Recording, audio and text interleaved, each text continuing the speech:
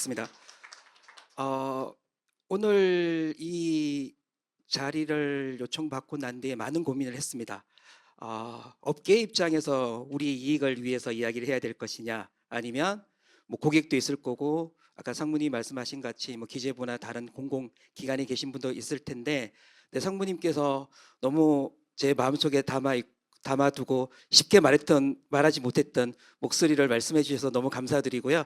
저는 좀 더 쉽게 가도록 하겠습니다. 어, 보안 관제 또는 컨설팅을 일반인들이 이해하기는 쉽지 않으실 것 같아요. 관제는 뭐고 컨설팅은 뭐냐? 모이킹은 뭐고 또 관제는 뭐냐? 아마 유사하다고 보시면 될 것 같은데, 아까 상무님께서 자동차를 예를 들었는데, 저희는 보안 컨설팅은 저는 이제 사람이 신체를 많이 예를 듭니다. 최근에 뭐 쿠팡도 그렇고 뭐 SKT 다양한 보안 사고가 터지면서 이제 여러분들 알고 계시는 ISMS라는 정보보호 또는 개인정보 관리 체계 제도가 있습니다. 그 제도에 대한 무용물도 많이 이야기하면서 과연 정부에서 컴플라이언스와 관련해서 시행하고 있는 여러 가지 보안 제도들이 실제 실효성이 있느냐, 거기에 대한 의문을 제기하고 있는데, 컨설팅을 하고 있는 입장에서는 약간은 질문이 잘못되지 않았나 생각을 합니다. 제가 조금 전에 컨설팅은 이제 신체로 예를 든다 그러면 건강검진과 동일합니다. 어, 그렇죠. 건강검진을 받았는데 1년 뒤에 또는 6개월 뒤에 암 말기가 확인돼서 돌아가시는 분도 계시고, 또는 매년 건강검진을 받고 있지만 또는 운명을 달리하는 경우도 있는 부분들이죠. 그 부분들은 보안 컨설팅과 비교를 한다 그러면, 컨설팅은 머리부터 발끝까지 내가 현재 어디에 있고 어느 위치에 있는지를 진단하는 형태입니다. 거기에서 만약에 위궤양이 있다거나 대장 내시경을 통해 가지고 종양이 있다 그러면 적시적소에 그거를 발라내서 또는 잘라내서 수술을 하거나 하는 부분들이 컨설팅의 여러 가지 방법이라고 보시면 될 것 같습니다. 그래서 보안 컨설팅이 모든 외부의 공격을 완벽하게 보호해주거나 완벽하게 처리하는 부분들이 아니라 평상시의 나의 행동, 평상시의 나의 태도, 기업의 어떤 보안 기술이라든지 장비들이 제대로 운영되고 있고 그것이 보안 규정에 의해서 활용되고 있는지를 체크하는 부분들이 컨설팅이라 보시면 될 것 같고요.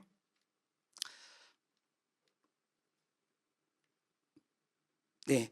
전체적인 목차는 조금 전에 말씀드린 같이 이제 보안 컨설팅에 있어가지고 산업 현황은 어떠냐, 그리고 조금 전에 말씀드린 그 보안 간제 서비스 전문 기업과 같이 정보보호 전문 서비스 기업이라는 컨설팅 전문 기업에 대한 제도가 있습니다. 거기에 대한 부분을 잠시 말씀드리면서 대가 산정 가이드에 대한 부분이 현재 개발 중에 있습니다. 그런 내용들을 잠시 공유하는 자리를 갖도록 하겠습니다. 제가 퀴즈 문제를 두 가지를 준비해 왔습니다. 그래서 사비로 이 기프트 카드를 준비해 왔기 때문에 답변해 주신 분들에게는 제가 드리도록 하겠습니다.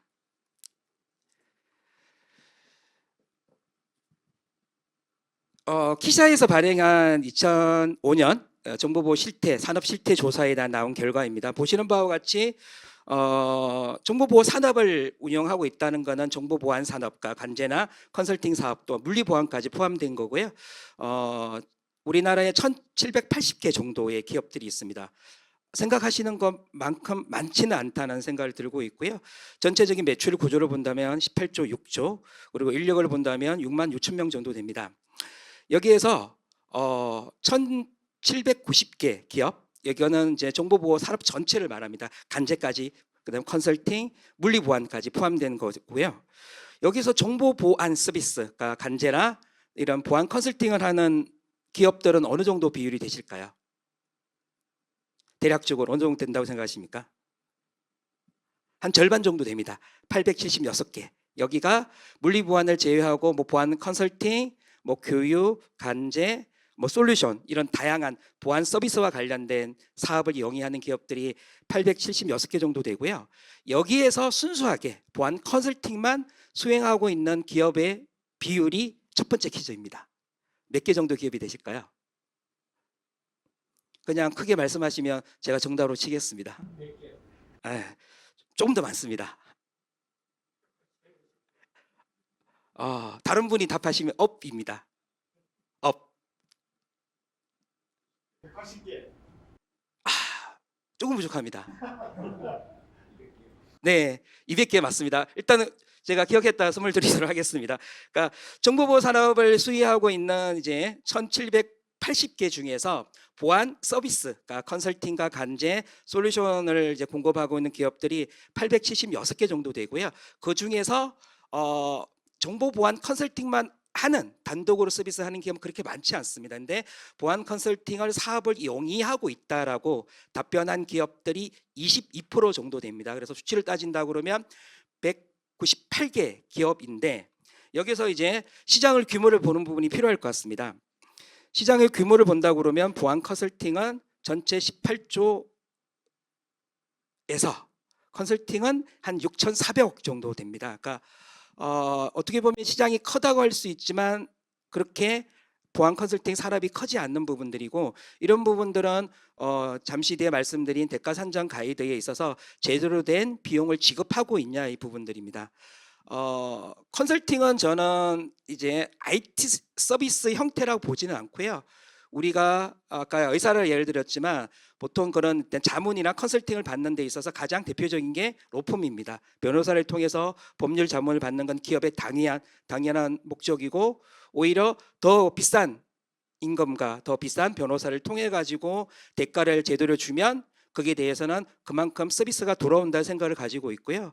또한 회계법인도 동일하죠. 회계법인들도 회계감사라든지 회계적인 처리를 함에 있어 가지고 회계법인을 통해 가지고 서비스를 받음에 있어 대가 산정을 하고 있습니다.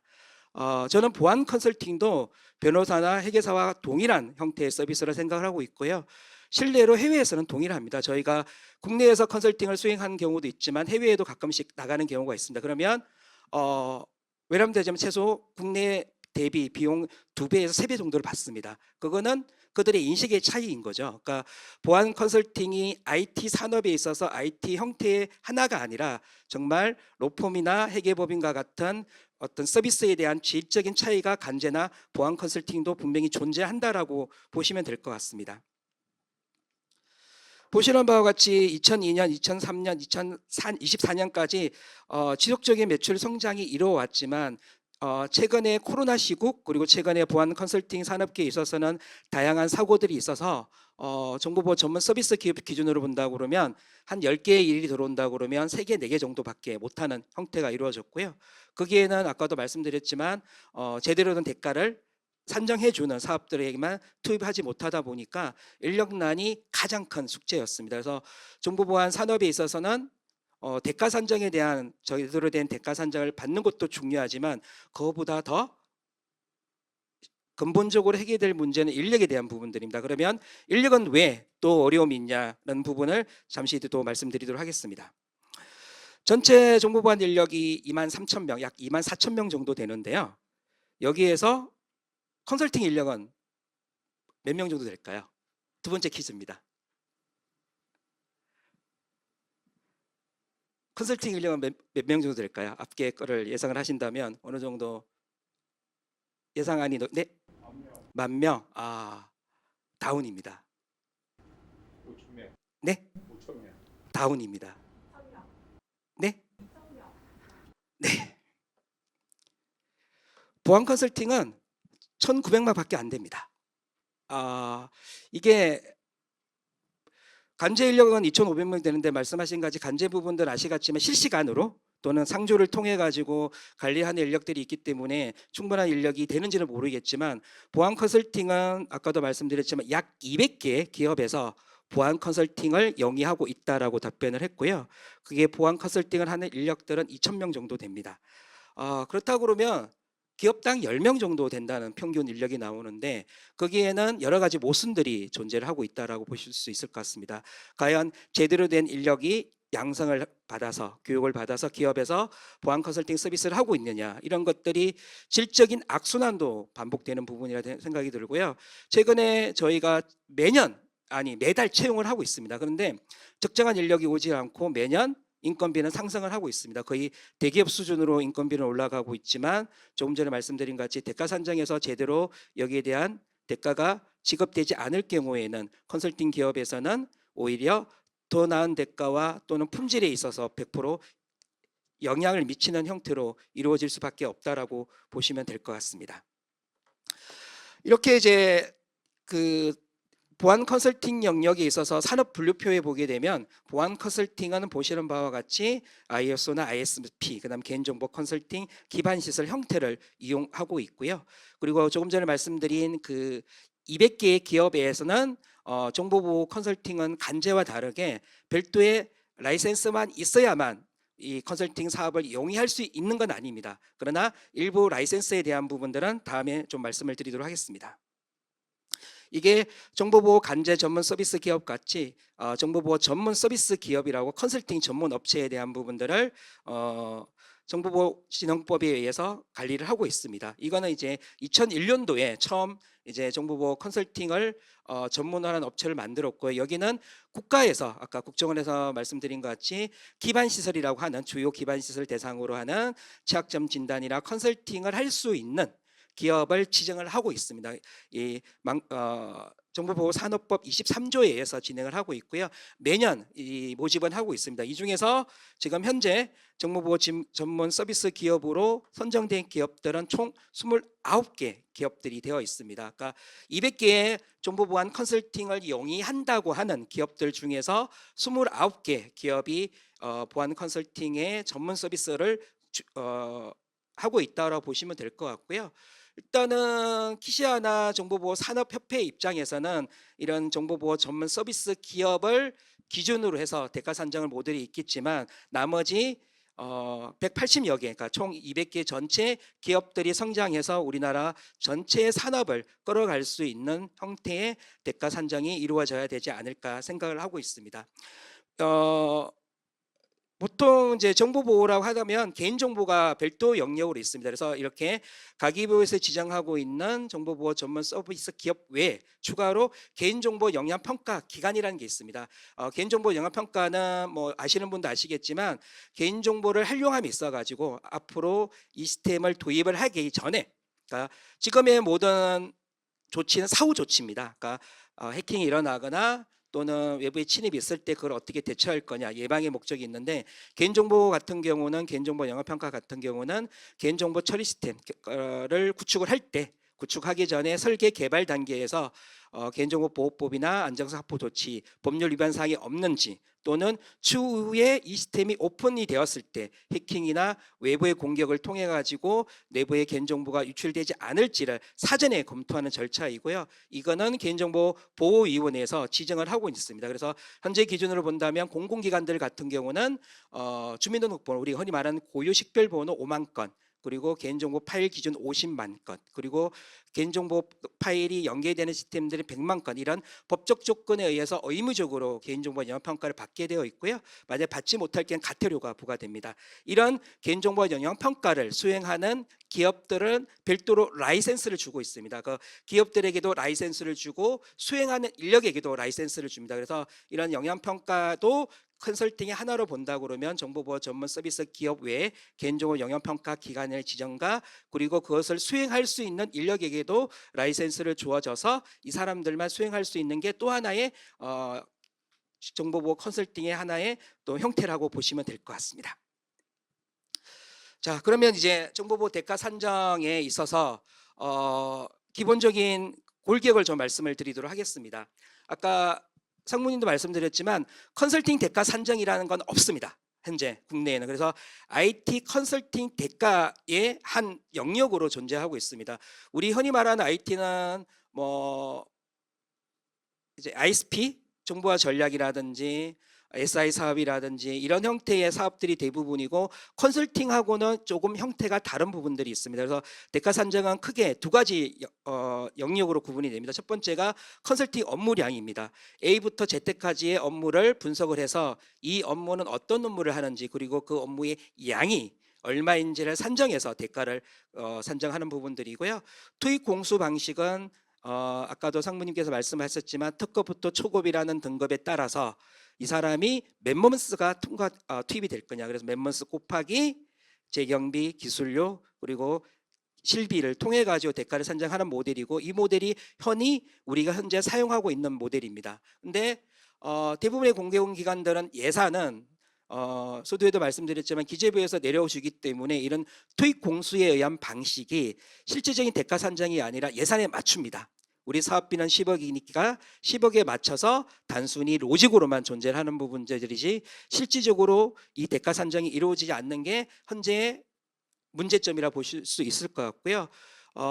소프트웨어 노임 평균 임금 대가 산정 가이드만 적용한다 하더라도 지금 현재 기준으로 보신다고 한다면 네. 소프트웨어 먼저 이런 형태로 있어서 지금 현재 소프트웨어 대가 산정 가이드에는 IT 컨설팅을 전체 5개의 영역으로 나누고 있고요. 여기서 정보화 전략과 정보화 컨설팅까지 되어 있습니다. 그래서 컨설팅 부분들은 조금 전에 말씀드린 같이 투입 공수에 의한 방식으로만 계산되어 있기 때문에 이번에 키샤에서 지금 작업을 하고 있는 거는 업무량 방식으로, 그러니까 이 업무량이 얼만큼의 양을 차지하는지를 분석을 해서 거기에 대한 적정한 대가를 산출하고자 하는 게 이번 과제의 목적이라고 보시면 될 것 같고요.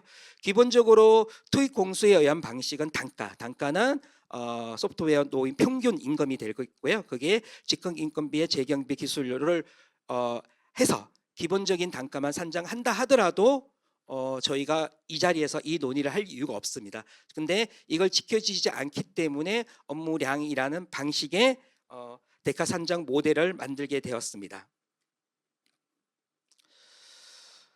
현재 그 소프트웨어 그 대가 산정 가이드에는 컨설팅 형태를 보기와 같이 구분해 놨습니다. 아까 주요정보통신 기반 시설이라고 하면 국가에서 지정한 주요 시스템 대상으로 컨설팅을 수행하는 거고요. 여기는 서두에도 말씀드린 같이 정보보호 전문 서비스 기업만 영위를 할 수 있는 사업 영역이라 보시면 될 것 같고요. 동일하게 전자금융, 금융권에 대해서는 전자금융, 그리고 가장 최근에 언론 보도에 많이 오르내리고 있는 ISMS-P, 그러니까 정보보호 및 개인정보 관리체계 사업들이 있고요. 그리고 소두에 말씀드린 개인정보 영역평가, 그리고 우리 흔히 말하는 취약점 진단과 모의 해킹, 그리고 개발 보안, 소스코드 진단에 대한 영역들이 흔히 우리가 현재 구분하고 있는 컨설팅 영역입니다. 보시는 바와 같이 다양한 기준으로 다양한 조건으로 컨설팅이 이루어지다 보니까 이거를 특정 업무 기준으로 정형화하는 것은 쉽지 않은 부분들입니다. 그래서 저희가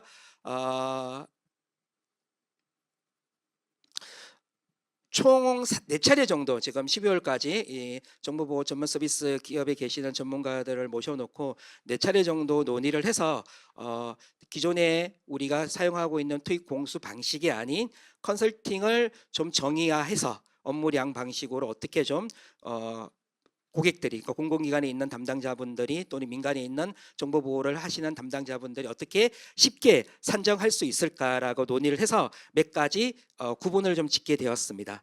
첫 번째, 업무를 어떻게 분석할 거냐에 대한 정의를 좀 내렸습니다. 그래서 단계는 5단계로 구분을 했습니다. 어떤 사업을 하고 지금 현재 시스템 구조는 어떻게 되는지 현황 분석이 있을 거고요. 고객의 요구사항을 분석하는 현황 분석, 그리고 현황 분석이 이루어지고 나면 자산 분석이 이루어집니다.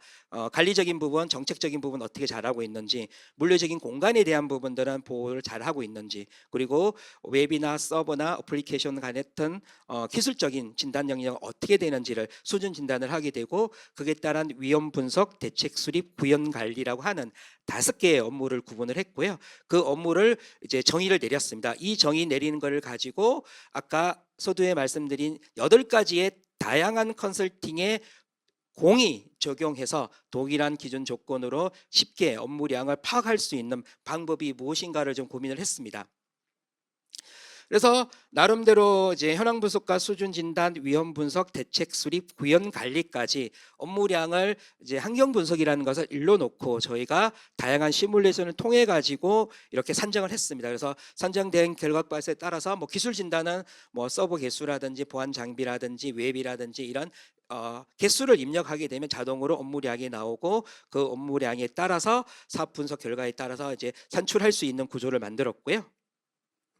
여기에 추가적으로 아까 말씀드린 컨설팅 형태에 따라서 방법론이나 범위가 달라질 수 있기 때문에 주요 정보통신 기반 시설이라는 컨설팅 사업을 일로 두고 나머지 5개 사업들은 그 사업 대비 어떤 비율로 가지고 있는지를 좀 정의를 했습니다. 그래서 다양한 시뮬레이션을 통해서 난이도의 비중을 좀 두었고요. 이 비중을 따라서 저희가 자동으로 산정할 수 있게 하고, 그리고 흔히 말해서 이제 중복 사업일 경우는 뭐 난이도 높은 사업을 하면 자동으로 계산이 된다거나, 그다음에 뭐 블랙박스 모의행이나 별도의 고난이도의 기술이 필요한 부분들은 별도로 산정할 수 있는 기준의 로직을 만들어 두었습니다. 여기에도 이제 다양한 이제 조건들이 발생할 수는 있습니다. 이제 뭐 인터뷰나 컨설팅 하는 조직들, 유관 부서들이 많을 경우, 그리고 자산 규모가 뭐 몇십만 대까지 가는 경우가 있습니다. 이렇게 자산 규모가 많을 경우, 그리고 컨설팅 대상 서비스가 2개 이상일 경우에는 거기에 따라서 투입되는 공수 방식이나 또는 투입하는 인력의 난이도가 달라질 수 있기 때문에 다양한 변수들을 한 12가지 정도를 뽑았습니다. 컨설팅의 아까 말씀드린 단계별 업무량 외 컨설팅에 영향을 미칠 수 있는, 그러니까 대가 산정이나 투입 공수에 영향을 미칠 수 있는 변수가 무엇인지를 한 12가지를 뽑아 놓고, 그 12가지 중에서 공통적인 모습들을 추출해서 중복되지 않고 또는 가단 계산이 되지 않는 형태로 해서 총 그 3가지 영역을 했고요. 그래서 컨설팅 조직과 자산 규모, 그리고 컨설팅 대상 서비스 영역으로 두고 시뮬레이션을 돌리고 있습니다. 현재 이제 이 기준으로 해서 어느 정도 몇 가지 산출값을 추출하고 있고요. 이 내용을 바탕으로 해서 저희가 이제 실제 가압이라든지, 그다음에 대가 산정에 대한 공통적인 적용 범위라든지, 그리고 근거로 사용할 수 있는 가이드까지 뭐 올해 또는 내년 초까지 마련을 해서 저희가 장기적으로는 공공기관 담당자들이 컨설팅에 대한 전문성이 없다 하더라도 기초적인 내부 현황에 대한 부분만 확인할 수 있다 그러면 자연스럽게 대가 산정을 해서 공정한 비용을 들이고 퀄리티 높은 컨설팅 서비스를 통해서 내부적인 보완을 완료할 수 있도록, 완결할 수 있도록 그렇게 준비를 하고 있습니다. 네, 이것으로 해서 뭐 금일 발표를 마치도록 하고요. 보안이라는 부분들이 많은 사람들이 이렇게 생각을 하고 있습니다. 표가 나지 않는다. 그러니까 사고가 나면 일을 못한 거고, 사고가 나지 않으면 잘한 건데 표가 나지 않는 업무이지만, 아마 대부분들이 보이지 않는 곳에서 지금도 열심히 간제를 하고 있고 컨설팅을 하고 있는 모든 분들에게 감사의 말씀을 드리면서 오늘 발표를 마치도록 하겠습니다. 감사합니다. 네, 감사합니다. 시드젠 전원석 이사님의 소중한 발표였습니다.